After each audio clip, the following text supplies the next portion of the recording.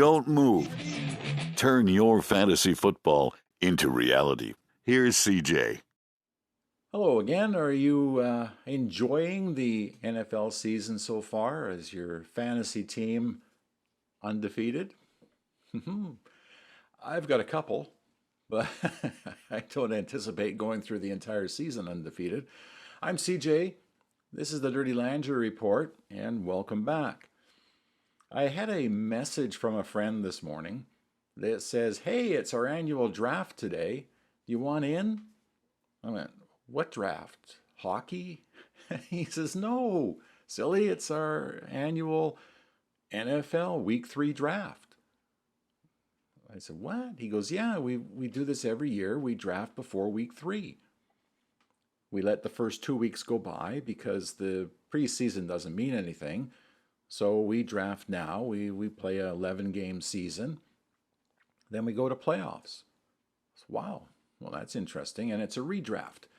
So he wanted to know if I had any advice. And the thing is, for me, I mostly do keepers and dynasty leagues. I don't do very many redrafts. In fact, a straight redraft has been quite a long time since I've been involved with one.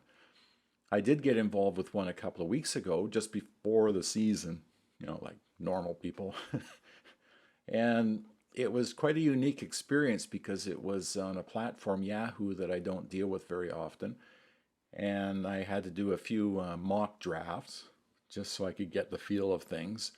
And what I noticed by doing my mock drafts, here I'll show you what I came up with. There's one. Not bad. There's two. And there's three. But what I noticed from those mocks was I wasn't keeping track of the bye weeks. And it's only 7 starters plus a defense and a kicker and 6 bench. So I don't have unlimited resources here. I have to be careful on what I do. So what I did was I got my trusty pen and paper out and I wrote down all the positions, but beside the positions, I wrote down the bye weeks. So when it push came to shove, I had picked 3 in the draft, and this is what I came up with. You see the yellow highlight there gives me my players, like where we wound up in the draft as far as bye weeks are concerned. So if you notice, looking at the quarterbacks, running backs, wide receivers, etc., that I don't have the bye week from hell experience, or at least at this point I don't. I'm kind of wondering about Drake London, but you always make one mistake. So I'm very patient with this lineup because I believe I have good quality people. But I shouldn't have to make very many changes to this. And when bye weeks come around, I don't have the conflicts.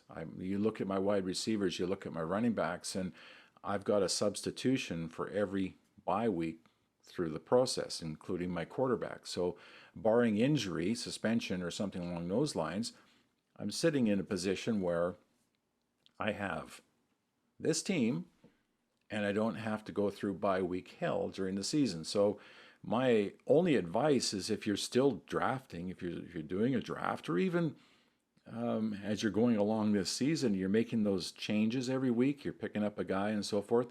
When you're picking a player up, be very conscious about the bye week, because you don't want to pick that player up and then have to drop them later. I mean, that defeats the purpose unless you're going to stream all year.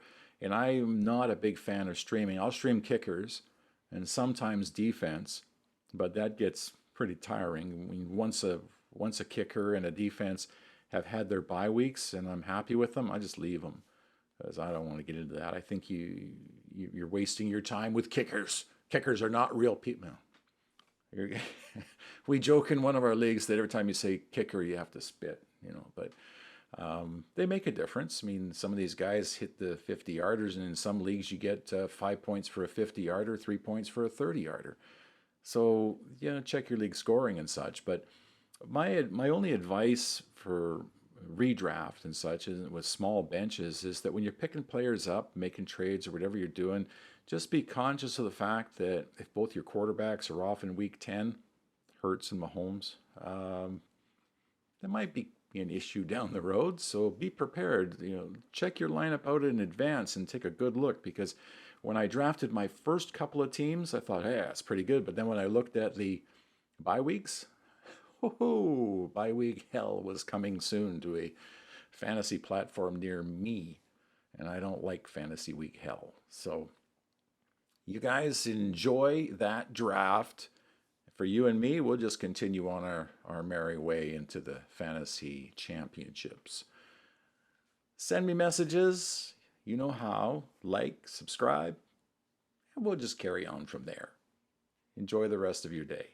Thanks for listening. I'm CJ.